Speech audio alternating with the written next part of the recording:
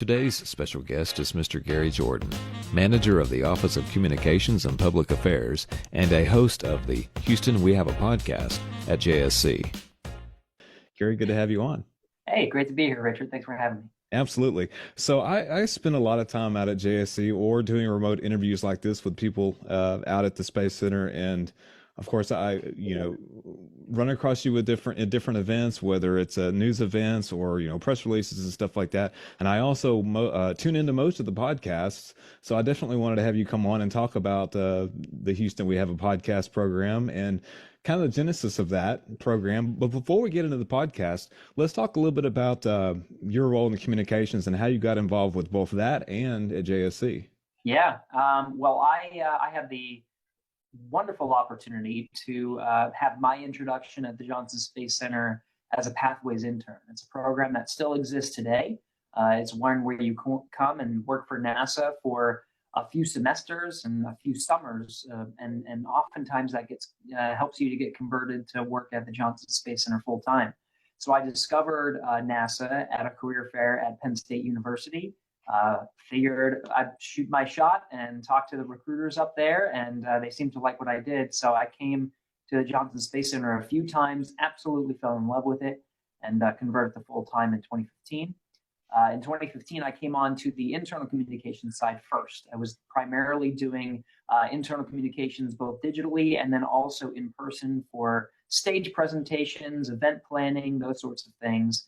And then started working with the center director's office for the latter half of that time. I worked in the internal side of the house for 2 years until I joined the public affairs team. I came over to help as the International Space Station Program's public affairs officer for several years until the genesis of the Commercial Low Earth Orbit Development Program, and hopped over there and working with private astronauts, helping to get that off the ground, working with commercial crew as well, mainly doing a lot of my work in low Earth orbit and the operational programs. I did have an opportunity to work with some of the deep space and exploration programs as well, until finally, very recently, as of last summer, I got the opportunity to join the team as the manager of public affairs. And now I get to oversee a little bit of everything. And Richard, let me tell you, there's a lot going on. So this is quite a dream job to get my hands into a little bit of everything. It's been wonderful. Right. And you're absolutely right about that, Gary. I know, developing the various stories that I and many other people in the media, members of the media would develop, there's a process to get those interviews, and it's all for very good reason. You're representing not just local interests, but you're representing national interest. There's a government tie-in. There's an international, global perspective to all the stuff that comes in and out of your office. And so you talk about juggling a lot of different hats, so to speak. Can you touch on a little bit of sort of a day in the life of someone in a management position like what you do? I really appreciate the question, because oftentimes a day in the life, there's not really a cut and paste, here's what a day looks like. I'll tell you a little bit about my day today. I came into the office early and was sitting in the newsroom watching the Northrop Grumman's 20th resupply mission on top of a Falcon 9 rocket, the first time we've done that. And so throughout that process, I've had an opportunity to work with SpaceX as well as Northrop Grumman and represent NASA in, okay, what is this going to look like in terms of joint communications?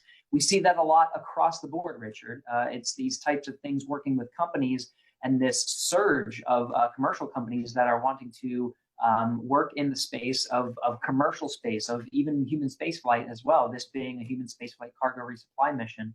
We get to work across the board with companies like Astrobotic very recently for the commercial lunar payload services. We're coming up to work on Intuitive Machines. We have commercial spacesuits. So the landscape is just across the board. And sometimes you could be doing, we can be organizing and getting together and talking about talking points. Sometimes we're sitting in the newsroom or sitting in Mission Control monitoring a launch. I have folks over in the Kennedy Space Center right now getting ready to talk with Boeing and getting prepared for the crewed flight test. So they're on that coast. Also, in just a couple of weeks, I'm going to be sending some team members over to the other coast to support the SpaceX and NASA Crew 8 mission from Hawthorne, California, all while we're preparing for an astronaut graduation coming up here in just about a month. where we're going to have astronauts in the studio, and I get to hang out with 12 astronauts in the studio next week.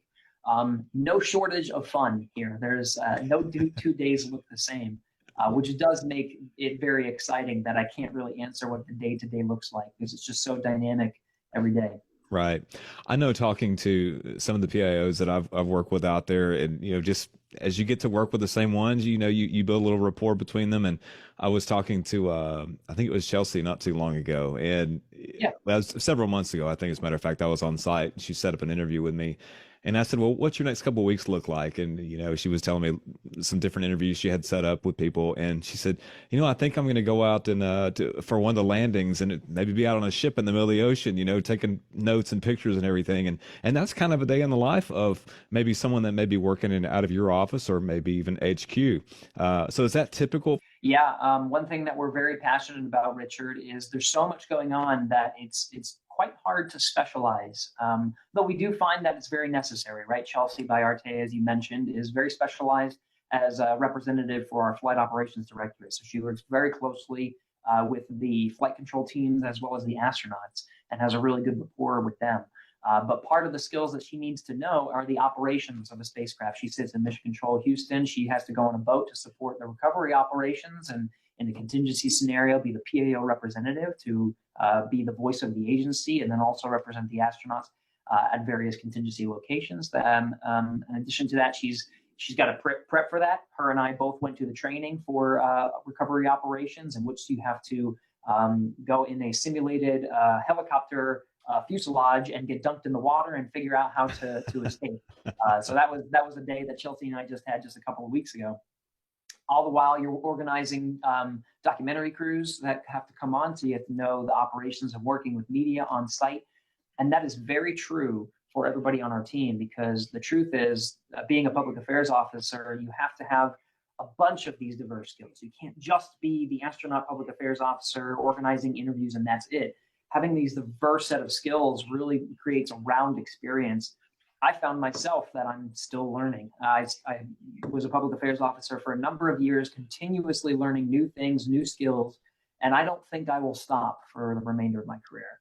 And that's true for every public affairs officer. The more you get to touch, the more you get to do, that well-rounded experience truly makes you a better and better public affairs officer every year you're here. Mm-hmm.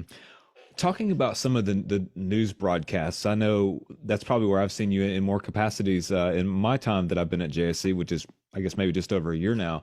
And there's a lot that goes into putting together those broadcasts. And I mean, you're telling the world, not just the local community, the world, what's going on, what's going up, what's coming down. You're introducing and interviewing astronauts, which a lot of people look up to astronauts around the world, cosmonauts from other, different astronauts from other countries' programs. So when you're putting together those news broadcasts, what is going through your mind? How long do those broadcasts take to plan?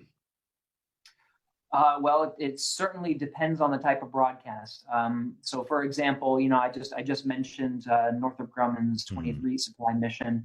It's a 20th resupply mission. We've done this a number of times, but truly this was a new way of organizing it. We worked with SpaceX a number of times. We worked with Northrop Grumman a number of times, but it took us a couple more weeks than it usually does to do NG-20 because we had multiple different players.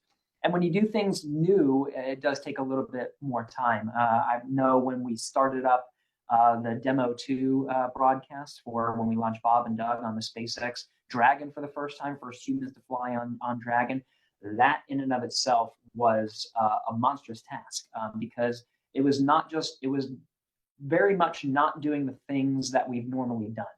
It was doing things collaboratively, and it was being good stewards of the information. One thing that's always going through my mind is probably the genesis of your question is, as a representative of the government, are we doing the best job possible to give information transparently and accurately and freely to the American taxpayer? That I think is huge. If we are being good stewards of telling the story, and there's very complicated, very complex information, so we study very hard and work with the flight operations teams, work with engineers to really truly understand the spacecraft. So we are taking everybody on the journey, no matter what it is, no matter if it's astronauts, if it's cargo, whatever it may be, that we're being good stewards of the information. And what's great about doing broadcast is, and what's great about being in this particular government agency is the visuals are just spectacular. We're talking about launches, we're talking about vehicles in space, rendezvousing and docking and getting captured by a robotic arm. The visuals are just spectacular. And I do think it's our mission to be able to tell that story very effectively and engagingly too. I take that to heart. Just knowing that not only do we have to maintain that transparency, but are you understanding? Are you engaging? Do you understand why we're doing this and why it's important? Why is this an important thing that we are doing, exploring the cosmos? So if we're doing that effectively, and you're tuning in and you're watching, and you do feel engaged, you do feel like you know why this is important, and you feel a part of the mission, then I think we've done our jobs pretty well. Hmm. Now, the position of PAO itself, people would say, well, why can't the astronauts just speak for themselves? Well, why can't they? You and I know the reason for that, but for people who may wonder why positions like what you do exist, explain that a little bit. Well, just like an engineer needs a very careful plan to design, fabricate, test any piece of hardware, it takes time, it takes coordination, it takes thought. You need a plan, you need a goal. That's the same for communications. And so we, as a communications agency, you talk about PAO, but really it goes to a much broader office of communications within the NASA, with just the NASA agency. What are our goals in order to communicate? And so we help the astronauts. We help really anyone at the agency to help tell those stories. And of course, when it comes, you mentioned astronauts. Astronauts are one of the best communicators that we have, and it's because of who they are. Astronauts just in and of themselves inspire. They're very inspirational people. What they do is inspirational. What they achieve is inspirational. They have to be the stewards of all of these different skills, the engineering skills over here, the scientific skills from the ones that are trying to conduct valuable science. They have to be the stewards of making sure that science gets done perfectly in space, and make sure they understand all the contingency scenarios and any scenario that is carefully planned out. And so we help them to tell those stories, whether that's through talking points, whether it's through a system that helps us to filter those engagements and maximize that reach, maximize that audience, making sure there's opportunities galore. No matter where you're calling from, we can somehow make a connection to be able to get an astronaut and tell that story. There are so many requests, Richard, that come in. It can be overwhelming. If you were to just fire off all the different requests directly to an astronaut, they might get overwhelmed. So it goes through a careful system and coordination and thought process for thinking all the way back to, from a communications perspective, what are our goals? What are we trying to communicate? What are we trying to achieve? And then using the astronauts, working with the astronauts to really help tell that story. Mm-hmm. I know, Gary, in the various astronaut interviews I've done, yes, it takes time, but I'll tell you, all those astronaut interviews are worth the wait. I have never had a bad interview with an astronaut. I mean, it's so easy to get pull quotes for stories when you interview people out there. And so it's a testament to what you're doing out there with the public affairs office, so in the communication office. Well, I certainly appreciate that, Richard. But to be honest, what's nice about the astronauts, and especially the Corps that we're getting these days, these are highly qualified and inspired people and inspirational people.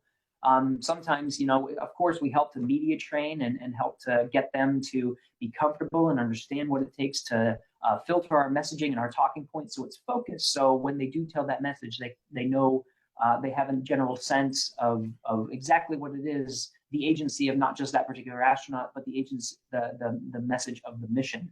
But I'll tell you, I mean, by themselves, they're just inspirational. It takes very little coaching to get them to say very cool things. Right. So going back to when you're hosting broadcasts, I know I've seen you MC several broadcasts, live broadcasts from JSC there, along with others. And so just from your perspective, I know some of it is obviously you got talking points, so there's a scripted part of it, but then there's a real human that's up there narrating this and trying to keep all the things he needs to ask or she needs to ask on track. Don't let things deviate, too far one way or another. Have you ever had those times, Gary, where we just thought, oh man, I hope I don't mess that up. I hope I remember this particular thing. And if so, how did you sort of wrangle that maybe possible interruption in speech, so to speak? Oh, I guess I'll take it to for in terms of broadcasting and in terms of my experience broadcasting. The thing that I've done most are operational broadcasts. So we do all kinds of we try to tell all kinds of stories through live broadcasting. In fact, we're working together for an eclipse, which is very predictable. You know exactly when the moon is going to transit. You know exactly its path. You can time everything down to a clock.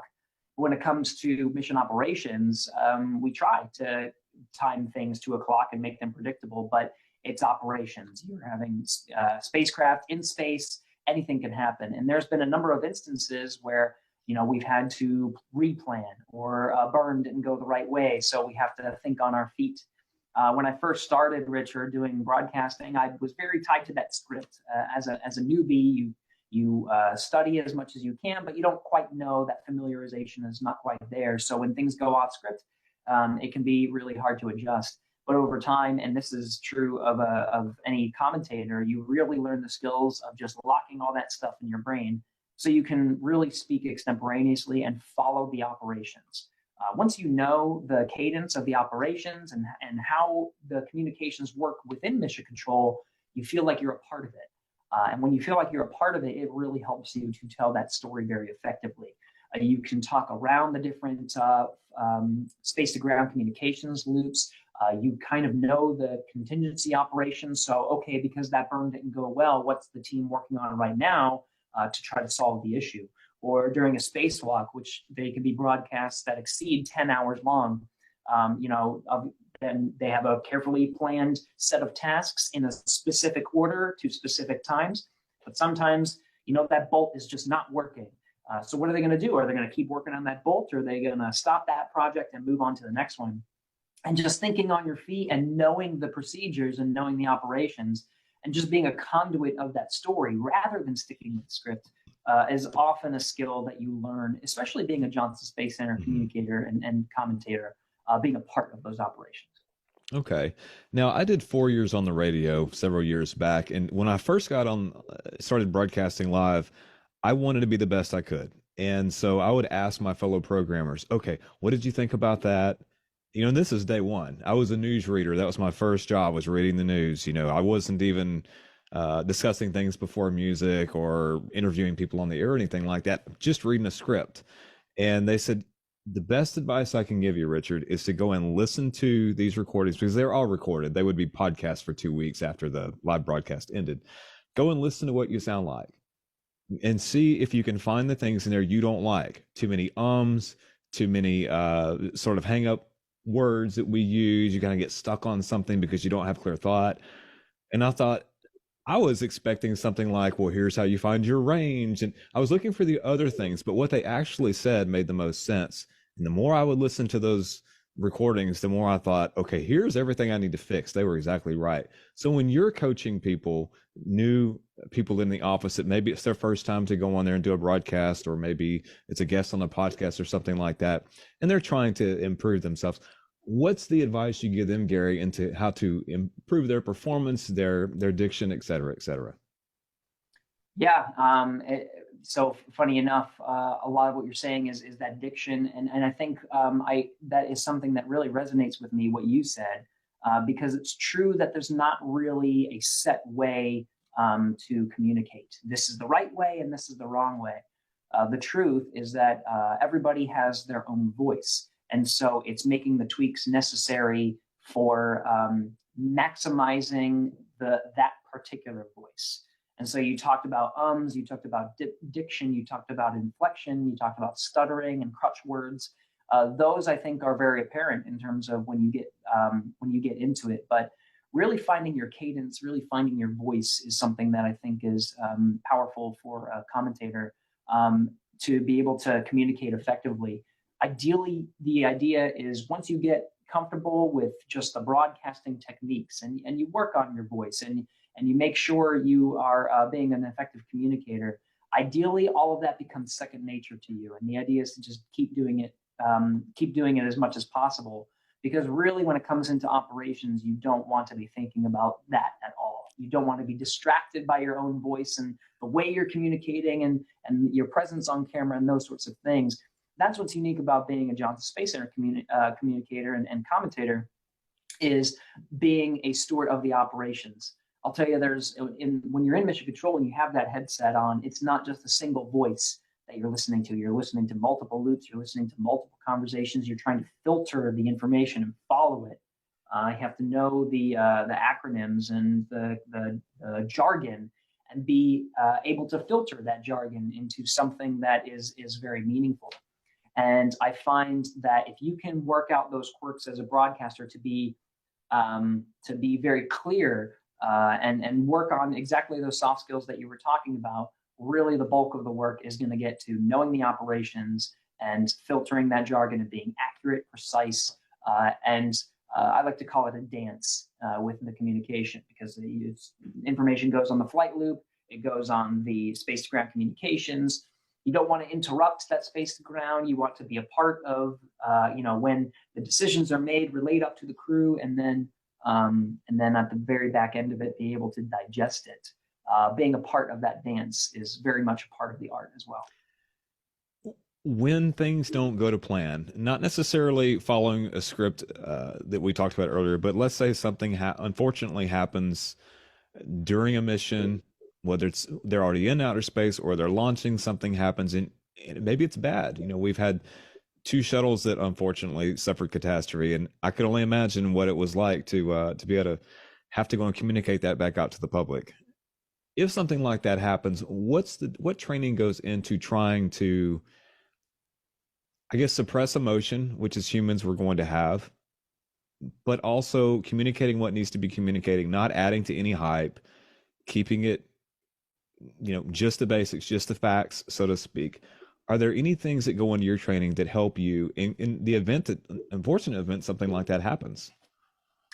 Yeah, very much. And in fact, the secret of being a commentator is a lot of what you study, a lot of what you learn, and a lot of the time that you dedicate to preparing for an operation is never seen or never heard, because a lot of your time is dedicated to understanding the different contingency scenarios, and there are quite a number of them.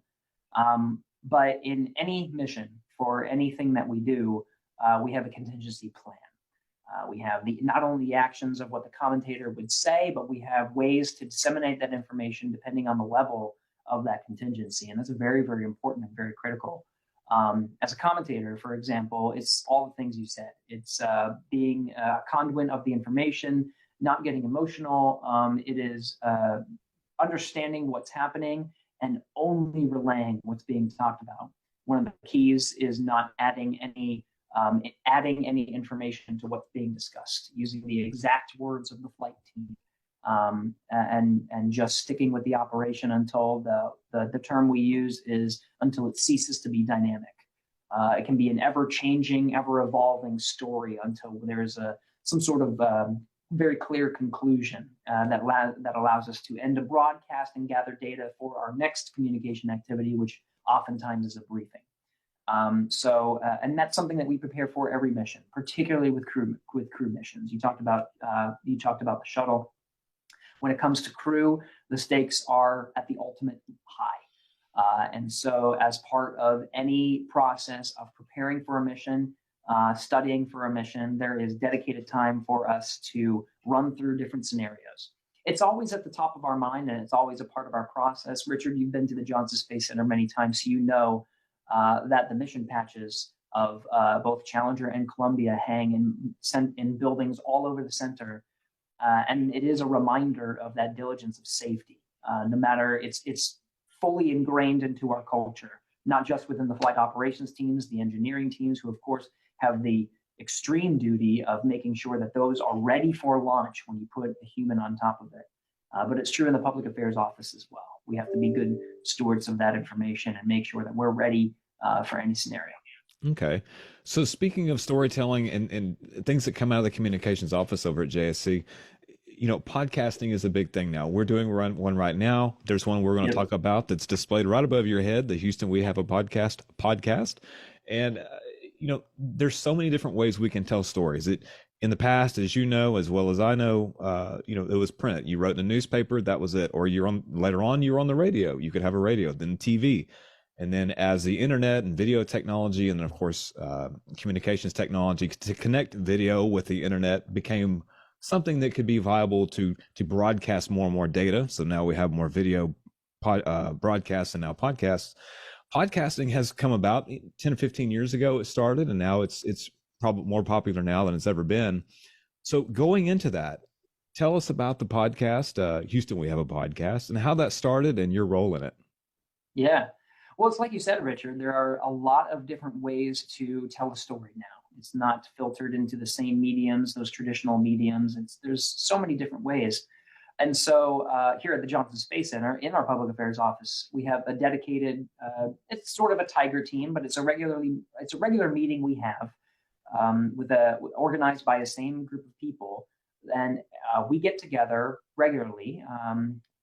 It fluctuates, but the idea is we get together and we talk about what gaps we have in our communication, because things are always changing. What new social platforms are up that maybe we should explore? What new video styles are coming out? And I've been a part of that meeting and actually ran it for a number of years. But prior to me running it, I just happened to, in my personal life, move farther away from the Johnson Space Center and into the downtown city of Houston, where my wife, it was much closer to where she worked. So it just worked out logistically. But it brought my commute up to 45 minutes to get, at least to get to the Johnson Space Center. Naturally, you find things to fill that time. And the first place I looked was podcasts. And the first podcast I looked at was space podcasts. And I realized very quickly that there wasn't really a thorough NASA presence. But I looked into some podcasts and how they were doing in the podcast industry and saw that it had explosive growth over the past couple of years. And I thought, man, this is a pretty big gap in our communications. We should probably look into this.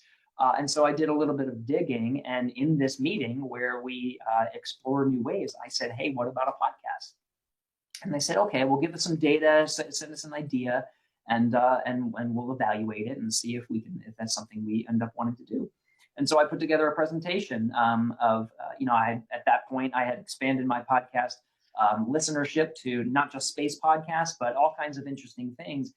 And so what I originally formed as the structure of Houston We Have a Podcast, a very open kind of long form interview format where we just go back and forth and have more of a conversation, that was born from some of the podcasts I very much enjoyed listening to. I enjoyed Star Talk. I enjoyed Nerdist at the time. I enjoyed Planet Money. I enjoyed, there were a lot of different things. So it was a formation of those things that I liked most about podcasts. And then I presented the data. I said, here's the structure. And I think this is a medium that is a huge gap in NASA communications. I think there's a lot of NASA stories to tell. And from my perspective, here's the way I think we should tell it. And so they said, okay, go for it. So it started as sort of a general idea. Let me talk about these general themes. I started getting people together. And I'll tell you some of the first interviews I did, Richard, with some of those first guests.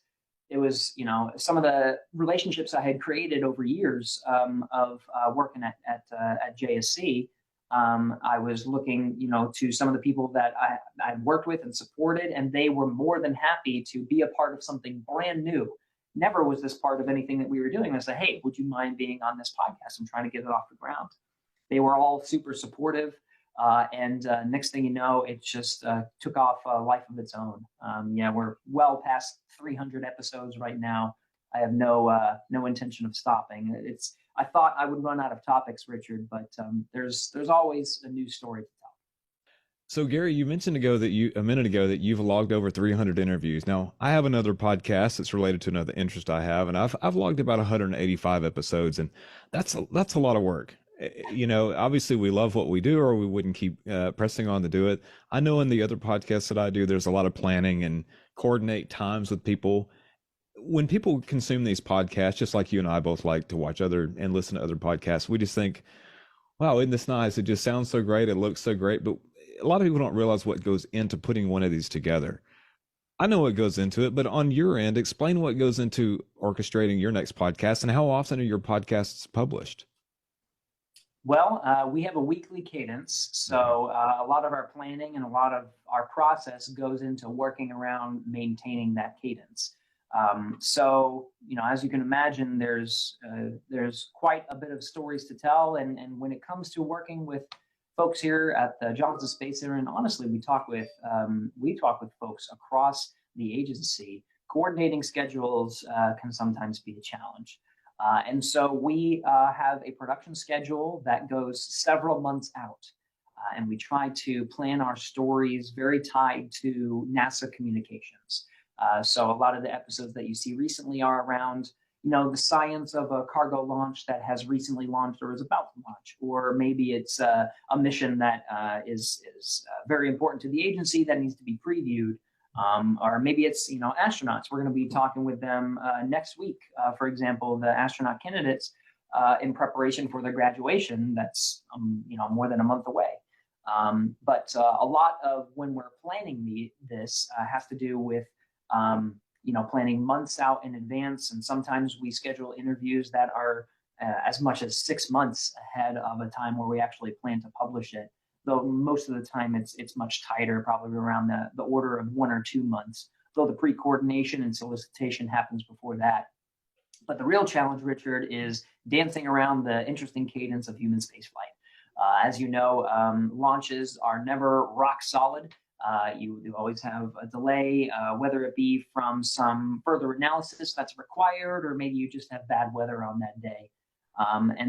But we really try to match the planning for when we are working around a lot of our other communications products, so that Houston We Have a Podcast is not just sitting on its own. We're a part of the NASA story. Because I talked about, we started this conversation with launch broadcasts and commentary. I think podcasts are another way to continue to tell that story and to engage the audience into space flight. Mm-hmm. So it's planned several months out. I have a wonderful team that helps me to do it. I have someone that helps with just the web and digital aspects. I have an audio engineer. I have an executive producer, and all of us, that is just one hat of many. We're all are off doing different things. As much as it would be great to have a dedicated podcast team, there's a lot going on and a lot to do. So we maximize our work that we put into it. Absolutely.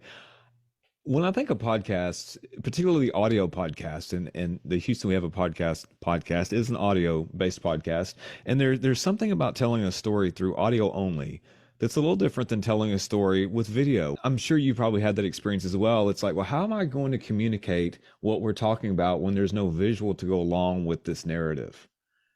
Can you talk about the style of telling stories through the audio podcast medium in particular, as opposed to telling it when you have videos on you and you're broadcasting live broadcasts at JSC? Yeah, and I think, Richard, this goes to when I was trying to come up with an idea of what Houston We Have a Podcast was going to be and how it was going to be structured. Like I said, I based it off of podcasts that I really enjoyed. And for me, what retained my engagement is a very human, very informal kind of conversation. Less so than a back and forth interview, less so with the structure and formality. Honestly, for me, I try to listen to things with a little bit more structure, with a little bit more formality, and I tend to disengage. That's just my preference. I'm not saying it's right or wrong, but for me, that informality, I think, is key.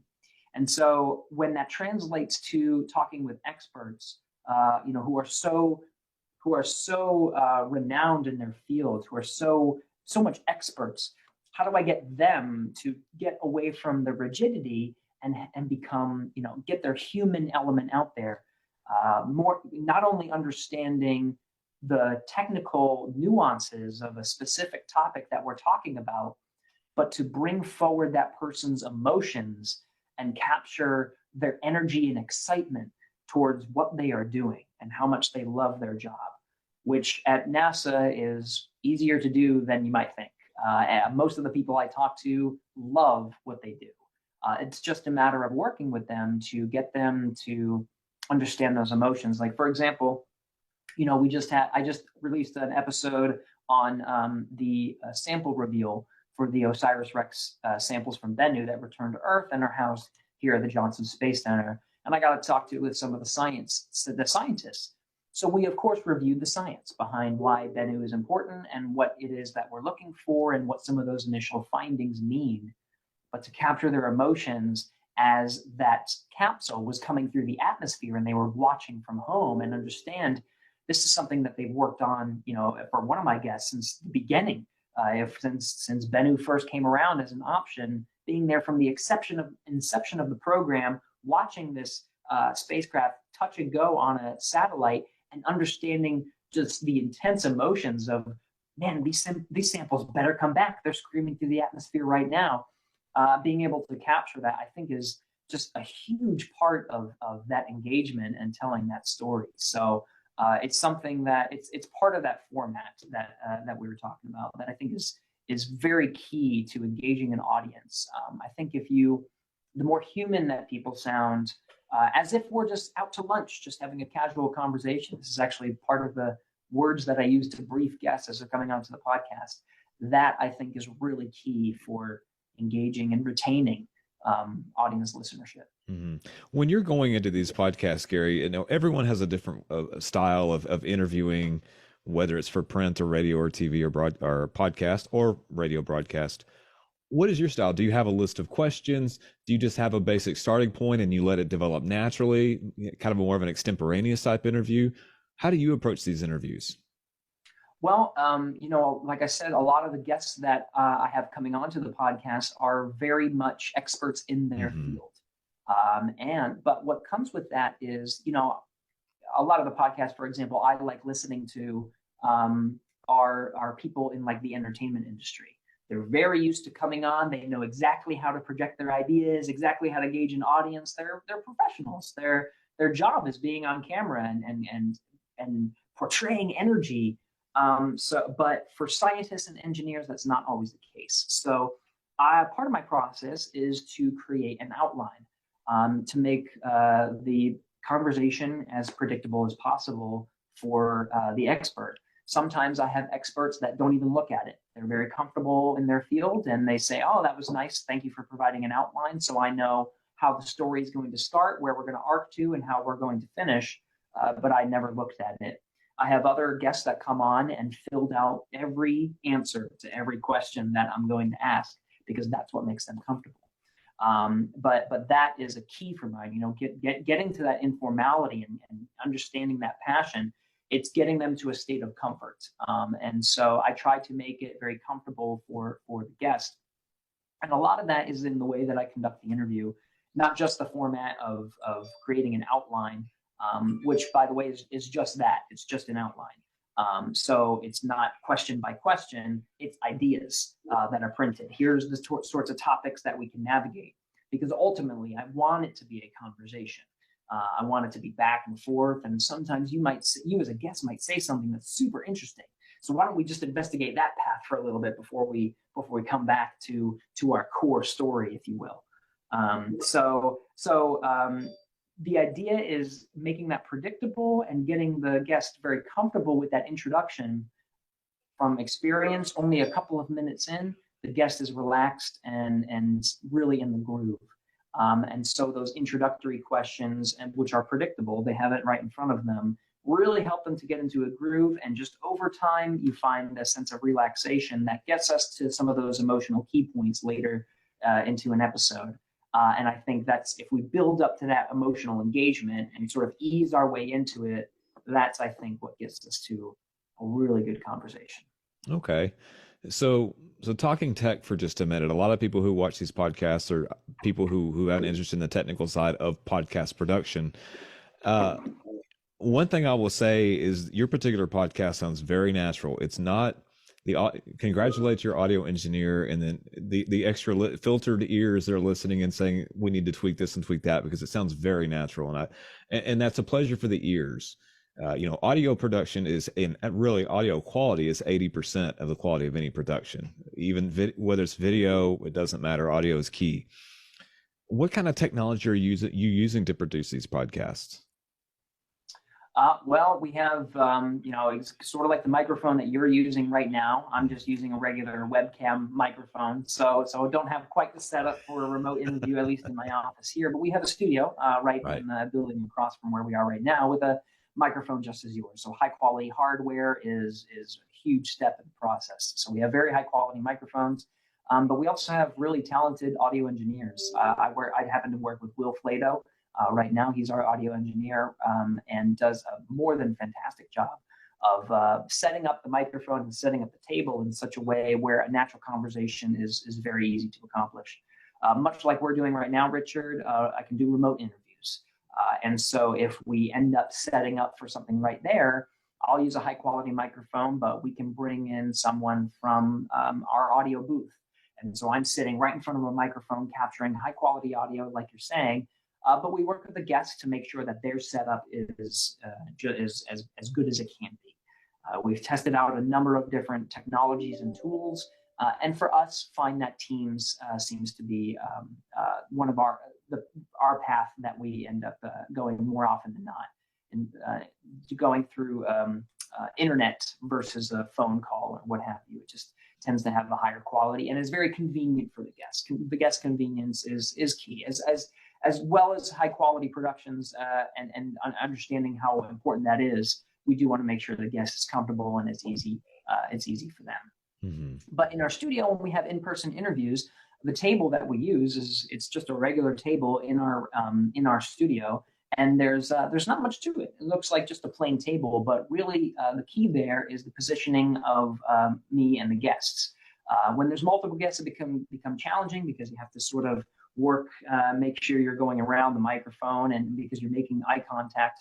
But for the most part, we try to set up the guests in such a way that they're right in front of the microphone. They sort of know their positioning. We coach them minutes ahead of time on just mic positioning, and we test their levels and everything before we start on the podcast.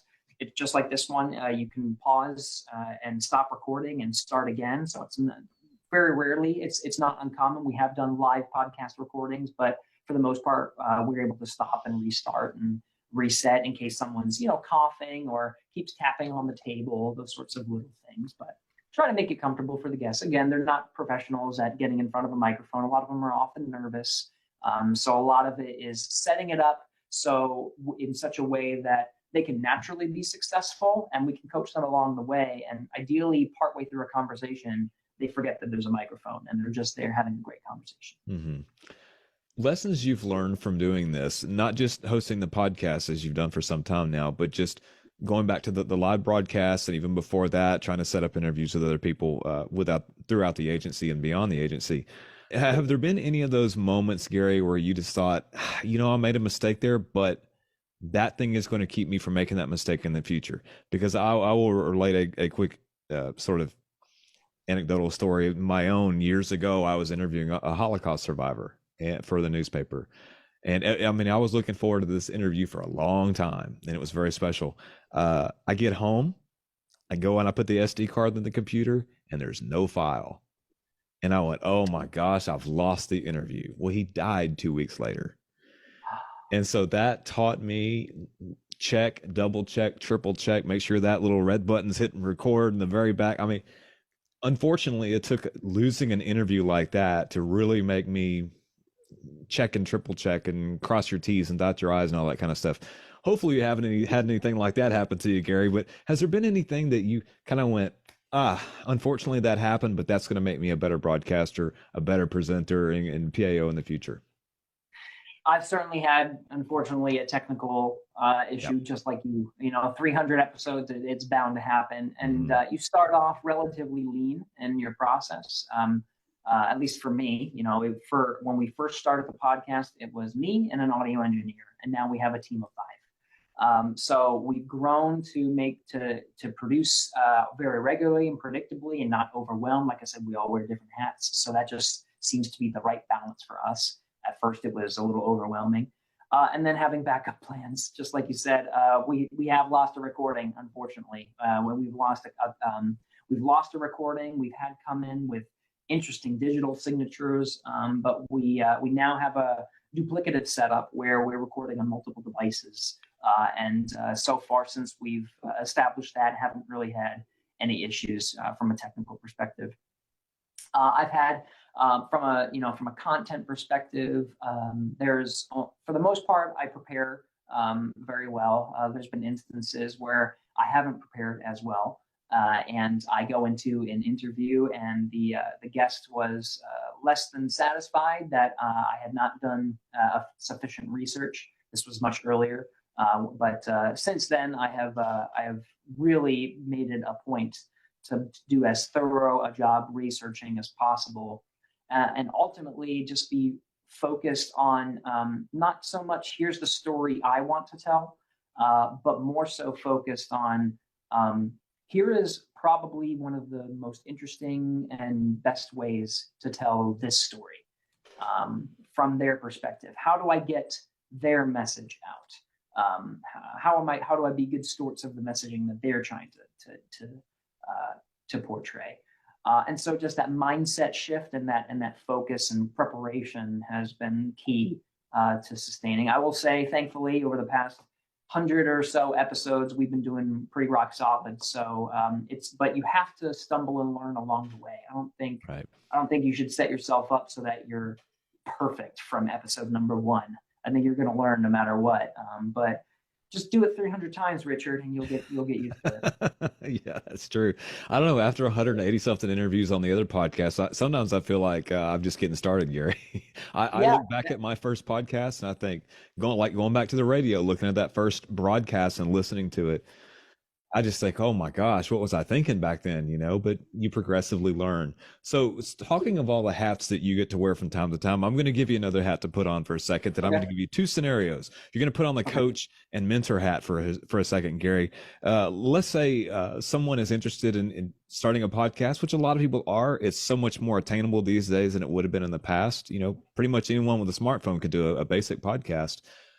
Say I'm the new guy or new girl that wants to go and put something out there. They've got the interest, but they don't really know what to do. What's your advice to anyone coming up in the podcasting field? Well, what's nice about podcasting is in terms of ways to tell a story, it has one of the lowest barriers to entry. Just like you said, you don't really need much to get started. You need some software, you need a little hardware, and you can get rolling. But know that podcasting is a hyper-saturated market. There are a lot of podcasts, all trying to capture the best currency possible in the podcast world, which is attention. So how do you capture attention? So I would definitely encourage you to think very thoroughly about, not just thinking about what is the story that I want to tell. Think about it from the listener. What is missing? There's a million podcasts out there, and I might be throwing out a bad number, but it's probably up there at this point. There's so many podcasts that if you want to find something to listen to at some particular topic, can you find it? And if the answer is no, if you have found yourself a niche on whether it's access to unique experts or whether it's a story that is unique to the access that you have or the story that you tell or the way that you want to tell it, maybe podcasting is for you. And it's really finding that niche and kind of knowing what you want to do and what you want to accomplish out of it. Sometimes I know I have colleagues that start podcasts not because they have an interesting story to tell, but it's a skill that they want to hone. They really want to get good at interviewing and getting folks on, and that I would highly encourage that. Podcasting and doing 300 episodes has sincerely improved my abilities to be able to talk with unique experts and understand science and engineering and know the best ways to navigate and how to tell those stories. And it's a little bit because of the access that I was granted in the unique story that NASA has to tell. But part of the reason that you can increase your skills over time is just doing it. So to a certain extent, I would offer, if that's a skill you want to hone, just do it. Start small, mess up along the way, and keep doing it because as you mess up, you learn, and when you learn, you improve, and as you improve, ultimately that's the goal, right? That's what you set out to do. This is a skill you want to hone. So I guess what I'm trying to say, Richard, is go for it. Yep. Okay. Now the other part of this coaching question, it would be someone who is interested in coming out and working in your office. You talked about the intern program that you took on through college and how that opened up so many opportunities for you. What would you say to the next generation that's looking to come in and take part in NASA's storytelling endeavors? Well, we touched a little bit on this, Mm, Richard, and that's that there are so many stories to tell, and there are many ways to tell it. So what we are looking for nowadays when we're looking at, what makes a good public affairs officer is someone that has a broad set of skills. What makes a good public affairs officer is someone that can jump in and do an interview over here and understand broadcast over here, understand social media over here, media relations, account relations. It's what we're looking for are people with just a huge, diverse set of skills, someone that can do it all, because ultimately that's what's required.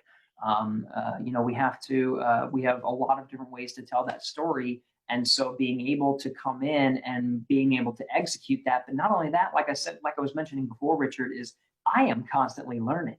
So just having that open mindset of being willing to learn, and being open to, okay, so this is the way that NASA does it. What if we tried this way, but still being conscious of the way that NASA may do it. But one of the key things I'm looking for, Richard, when it comes to public affairs officers, are team players. We No one is the communicator. We try not to be the faces of the communication, and this is Gary's story, right? okay. Ultimately, we are good stewards of trying to get out NASA's story, and so to do that, we have to join together as a team. I mentioned the astronaut candidate graduation. That is what we call here an all hands on deck activity. Everybody's going to contribute to this, whether you're doing the round robin interviews for each individual astronaut, or you're setting up on the staging, or you're giving tours for some of the VIPs that are coming. Everybody's got a piece in the puzzle. So just being a team player, willing to hop in and saying, understanding your own skills, but really just, hey, put me in, coach. That is a spirit that is much appreciated here in the office, and that we have team players across the board, Richard. Folks understand, and they're so passionate about what we do here and want to be a part of some of these major communications efforts that we have, and so they're willing to jump in. Definitely need more of those people. Okay, very good. So Gary, the last couple of questions I have for you. One would be your perspective when you walked in day one. I can't tell you how many people I've interviewed now, flight directors, controllers, et cetera. And I always ask them, especially those working in Mission Control building in the flight control rooms, what were your thoughts when you first walked into that building with such a storied history? So when you go to the JSC campus, it's got a storied history that goes back 60 something years now. What were your first thoughts when you walked in and you realized, okay, I'm not just an intern anymore. I'm getting paid a good salary. I got good benefits. I got me a retirement, in the future. I'm set. Okay. You can only go up from where you were at. So what were your thoughts when you came in day one and you really started getting, you know, learning what you needed to do to be successful in that position? Well, I'll give you two thoughts, Richard. My first thought was, I don't belong here. Oh, really? Okay. Yeah, when I first came on, like I said, I'm going back to when I was an intern. I was so excited about joining NASA, but I had not done a good job of really diving into all of what NASA does. I was looking for more of a chance to just come in and learn, but I didn't do a lot of research ahead of time. So when I joined the team, the first moment that I came onto campus, they connected me with my mentor at the time, and I was talking with my mentor about who I was and what I was interested in. And he was the public affairs officer for the International Space Station. And my first question to him was, "What is the International Space Station?" And he just looked at me with this washed out face, just, "Oh man, this intern doesn't even know what the International Space Station is. Man, we got to start from square one." So I was off to a bad start. I was, definitely was like, I don't belong here, because, like you said, it's a storied history. There's so much that happened here historically, and I was only coming into it. I didn't grow up a space fan. I was interested, but I didn't grow up a space fan. So just being a part of a world where people were so passionate about it, my first thought was, I don't belong here. My second thought was, I'm welcomed. Even though I did not know that, public affairs officer. His name was Josh Byerly. He was my mentor at the time. He took me right over to a model and sat down and instructed me on everything the International Space Station, what it was, why it was there, what are the different components. I joined another colleague of mine on my second day at NASA, took me to Building 9, and I got to hang out with an astronaut who was there being interviewed by media, and we got to go into the shuttle mock-up, which has since left the facility, but I got to be in a shuttle mock-up with an astronaut. That astronaut was Dan Burbank, and he took my photo in the shuttle seat. And it became very clear to me that, okay, maybe I might not be a space fan, I might not feel like I belong, but I might be here for a reason. So let me just embrace this and learn as much as I can in a short amount of time. And that's what I love about NASA is it's not an exclusive culture. People are excited about what they do, and they're excited to tell you and engage you. And that is true across the board. Richard, that's part of the reason why I have such fantastic guests on Houston Movement Podcast is people just love telling those stories. They want to get people excited about spaceflight. It's true for even here. It's true for even the culture at Johnson Space Center. Right.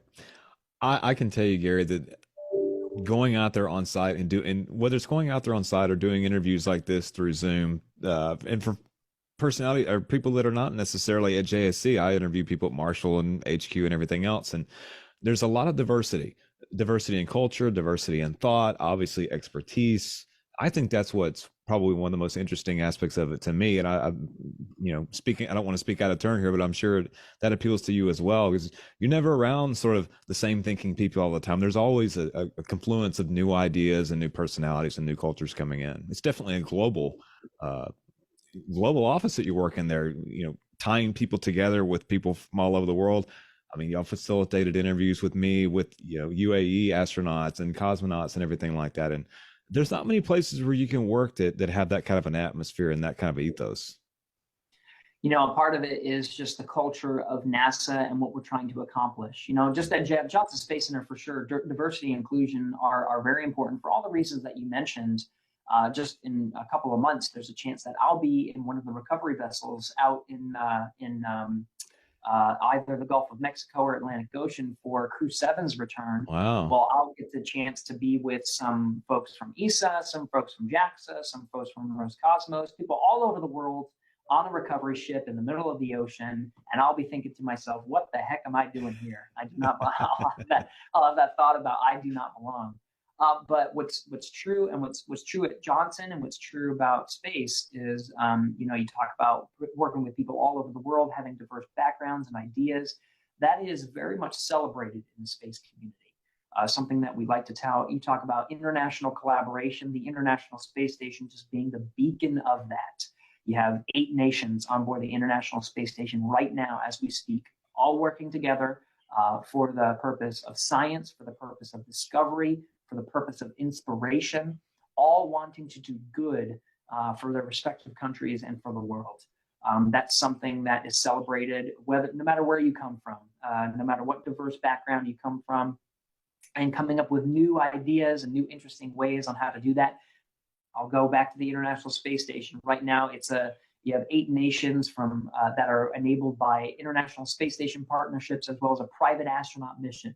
Who knew that would be something that we would be doing now? But here we are. But it came with diverse ideas. It came with inclusive ideas, not shutting people down, not excluding unique perspectives and approaches to how we can accomplish human spaceflight, but welcoming it. And look what it can accomplish. Right. So finally, Gary, promoting the podcast a little bit more, what are some of the episodes that you're working on right now? What are we going to see in the next couple of weeks? Well, I'm lucky to be able to speak with a lot of astronauts in the next couple of weeks. We have Crew 8 that's about to launch to the International Space Station. Matt Dominic, Mike Barrett, Jeanette Epps, Alexander Gebryankin. So we got to interview all of them. We have the crew flight test astronauts that are going to be flying on the Boeing Starliner. I mentioned that astronauts are going to be graduating here soon. The 2021 class has been doing a great job of training. They're no longer candidates. They're going to be full-fledged astronauts. Okay. And so we get to interview all of them, including astronauts from the United Arab Emirates. So lots of astronaut content coming up. Intuitive Machines is coming up, so we got to talk with folks over at Intuitive Machines. We have, oh gosh, we have so many different episodes coming up. I will say, and I will promote, that I'm very happy to be bringing on new voices of the podcast. Like I said, I do not want to be, I don't want to be, it's not Gary has a podcast, it's Houston We Have a Podcast.